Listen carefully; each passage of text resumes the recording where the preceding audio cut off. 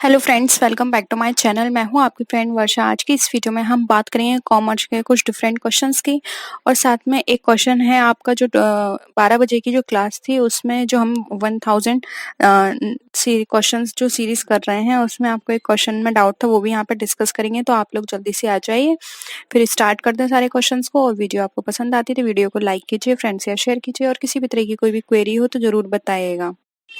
जल्दी से आ जाइए, फिर हम स्टार्ट करते हैं सारे क्वेश्चंस।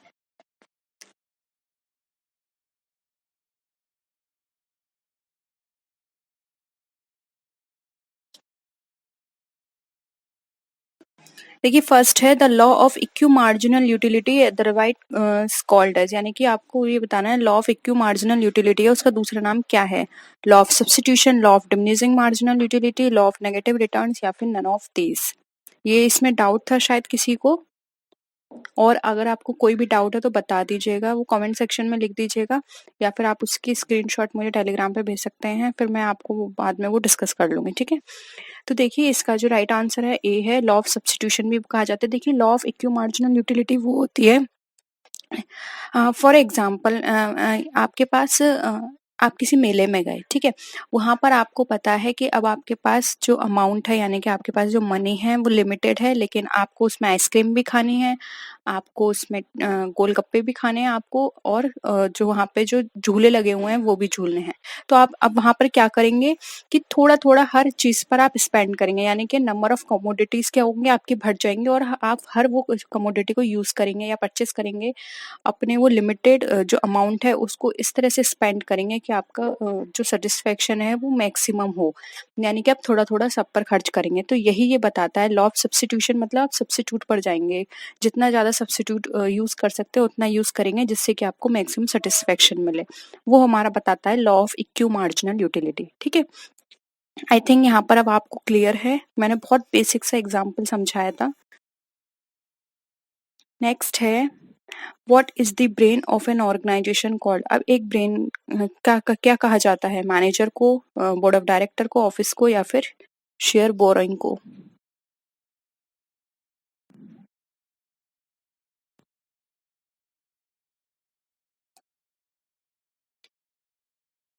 देखिए, यहाँ पे ऑर्गेनाइजेशन की बात कर रही है, इसलिए राइट आंसर अच्छे से दीजिएगा।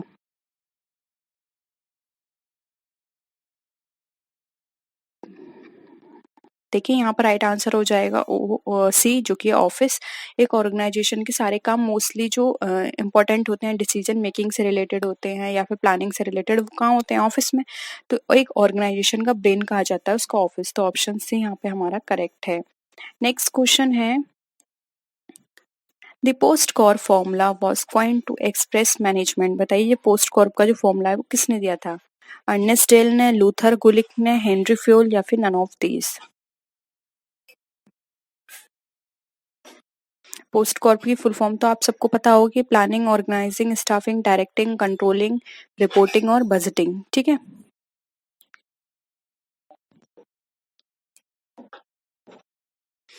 देखिए, इसका आंसर हो जाएगा सी, जो कि है हेनरी फ्योल। इन्होंने दिए थे ये सूत्र। 14 प्रिंसिपल्स भी कहे जाते हैं, ठीक है। नेक्स्ट है, क्वांटिटेटिवली एक्सप्रेस्ड स्कीम इज कौन, यानी क्वांटिटेटिवली जो स्कीम एक्सप्रेस की जाती है उसे क्या कहते हैं। बजट, एन ऑब्जेक्टिव, पॉलिसी, या फिर वर्किंग मेथड। बताइए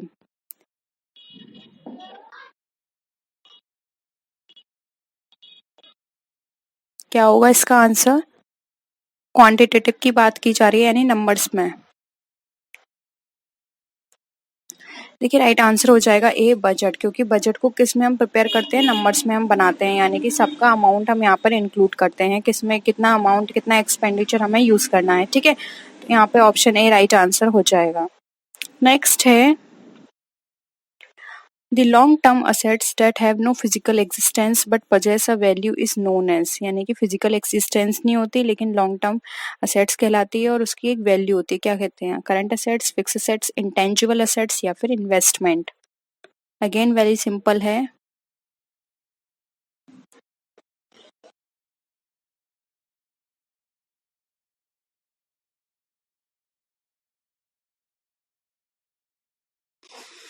देखिए इसका राइट आंसर हो जाएगा सी, इंटेंजिबल असेट्स। इंटेंजिबल असेट्स में आ जाते हैं जैसे गुडविल हो गया, अपनी एक वैल्यू होती है, ट्रेडमार्क हो गए, कॉपीराइट हो गए, ये सब क्या इंटेंजिबल असेट्स हैं। इनकी वैल्यू है लेकिन हम इनको, इनकी कोई फिजिकल एग्जिस्टेंस नहीं है, ठीक है। तो ऑप्शन सी करेक्ट है यहाँ पे। नेक्स्ट है, when a petty cash book is kept there will be no entries made at all in the journal ledger for items paid by petty cash, the same number of entries in journal ledger, fewer entries made in journal ledger या फिर more entries made in journal ledger, बताइए।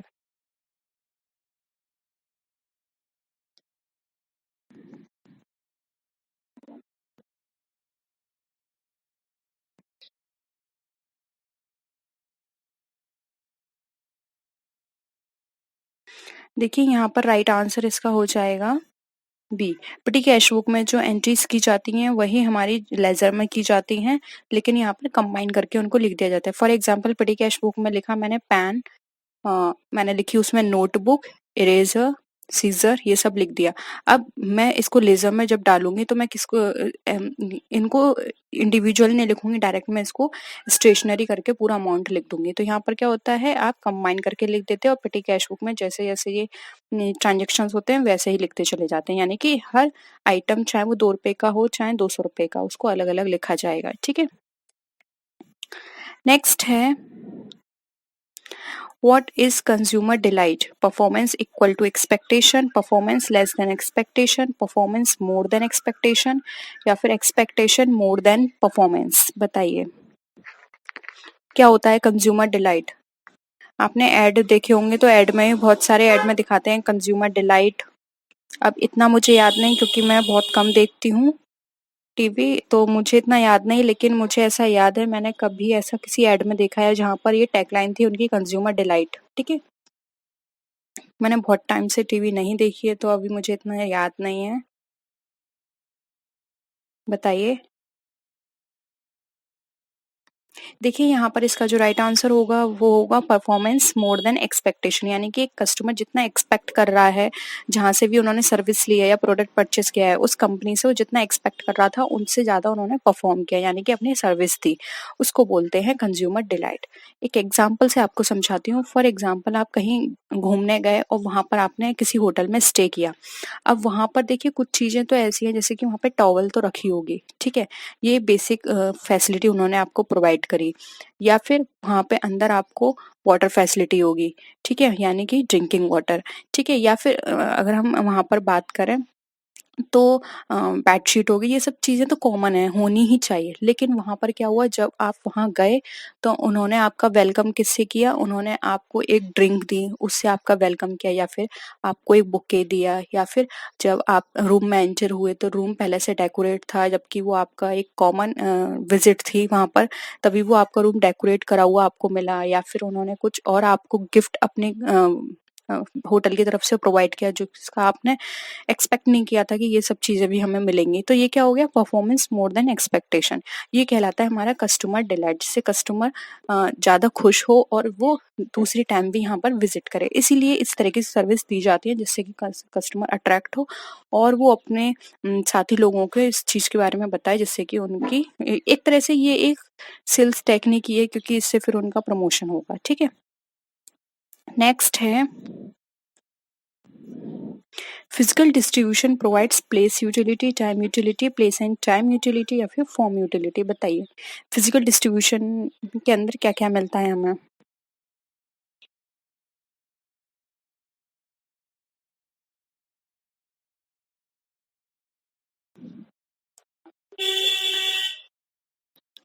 देखिए यहाँ पर इसका जो right answer होगा वो होगा C, place and time. Physical distribution में हम प्लेस की बात करते हैं, यानी कि कहाँ पर हमें ये फैसिलिटी दी जाएगी, और टाइम यूटिलिटी किस टाइम पर होगा, ठीक है। तो फिजिकल डिस्ट्रीब्यूशन में ये दोनों चीजें मायने रखती हैं।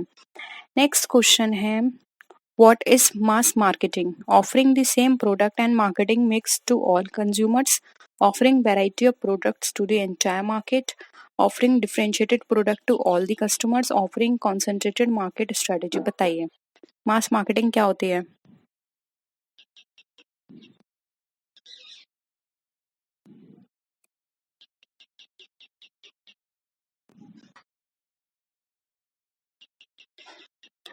देखिए यहाँ पर इसकी बात करें मास मार्केटिंग की, तो मास मार्केटिंग का मतलब होता है आपने एक बार मार्केटिंग की, लेकिन उसमें आपने क्या है मास कस्टमर को अट्रैक्ट किया, यानी कि बहुत लार्ज नंबर पर कस्टमर को आपने डायरेक्ट अट्रैक्ट किया सिर्फ एक मार्केटिंग से। तो इसलिए यहाँ पे ऑप्शन ए राइट आंसर होगा, offering the same product and marketing mix to all the consumers, यानी कि सब कंज्यूमर्स के लिए आपने एक जैसी मार्केटिंग स्ट्रेटेजी फॉलो करी। ठीक है, तो यहाँ पर ऑप्शन ए करेक्ट है। नेक्स्ट है, Who has given 14 principles of management? Bernard, Henri Fayol, F W. Taylor या फिर फ्लेमिंग? ये बहुत पूछे गए हैं आपके एग्जाम में, याद रखिएगा 14 प्रिंसिपल्स। और इन 14 प्रिंसिपल्स जो हैं इनके मीनिंग भी याद रखिए, जैसे कि स्पैन ऑफ कंट्रोल है, मैनेजमेंट बाय ऑब्जेक्टिव्स है, स्प्लिट द कॉर्प्स है, ये इनके मीनिंग बहुत पूछे जाते हैं एमसीक्यू में। ठीक है, देखिए राइट आंसर हो जाएगा बी, जो कि है हमारा हेनरी फ्योल। इन्होंने दिए थे 14 प्रिंसिपल्स मैनेजमेंट के। नेक्स्ट है, in India which of the following is prepared on the guidelines of AS3? AS3 की गाइडलाइंस में क्या प्रिपेयर किए जाते हैं? Balance sheet, fund flow, cash flow या फिर कंसोलिडेटेड फाइनेंशियल स्टेटमेंट? बताइए।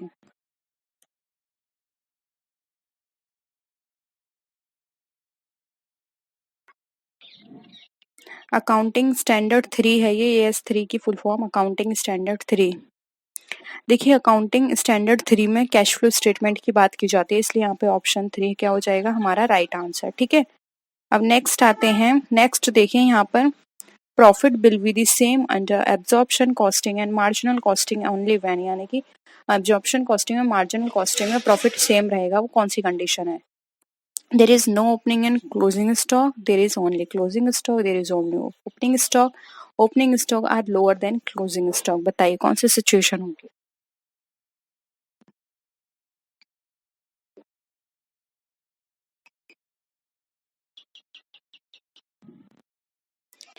देखिए यहाँ पर इसका राइट आंसर हो जाएगा ए। जब हमारा ओपनिंग स्टॉक होगा ना क्लोजिंग स्टॉक होगा, तो वहां पर हमारा प्रॉफिट क्या होगा? सेम होगा। फिर चाहे वो एब्जॉर्प्शन कॉस्टिंग हो या फिर वो मार्जिनल कॉस्टिंग हो। ठीक है, तो ऑप्शन ए यहाँ पे हमारा करेक्ट है। नेक्स्ट क्वेश्चन है, कॉन्ट्रीब्यूशन इज, अब कॉन्ट्रीब्यूशन क्या है? Sales minus total cost, sales minus variable cost, sales minus fixed cost या फिर नन ऑफ दीज? बताइए।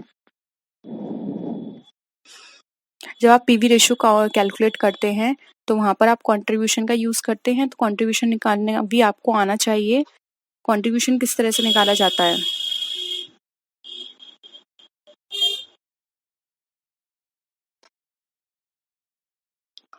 देखिए कंट्रीब्यूशन की बात करें तो जब हम सेल्स में से वेरिएबल कॉस्ट को माइनस करते हैं तो हमारा कंट्रीब्यूशन निकल कर आ जाता है, इसलिए ऑप्शन बी हमारा राइट आंसर होगा। यानी कि टोटल हमारा कंट्रीब्यूशन कितना था जब हमने वेरिएबल कॉस्ट निकाल दी सेल में से, वो बाकी हमारा सब कंट्रीब्यूशन है। नेक्स्ट है, which one of the following statement is incorrect? कौन सा स्टेटमेंट इसमें से इनकरेक्ट है? फर्स्ट है, marginal costing is method of ascertaining cost, marginal costing technique is used by the management for decision making, marginal costing cost are classified into variable and fixed cost, and sales our break even point indicate profits. बताइए, incorrect बताना है।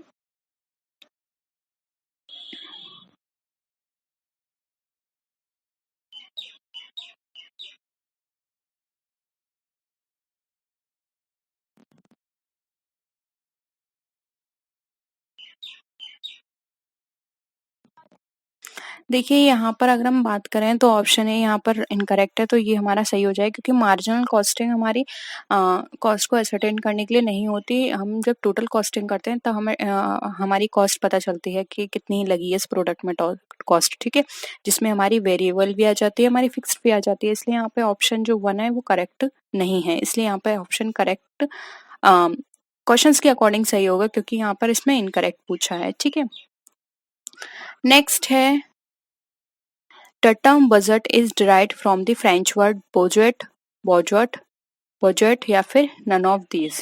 ठीक है, बताइए किस French word से budget को drive किया गया है?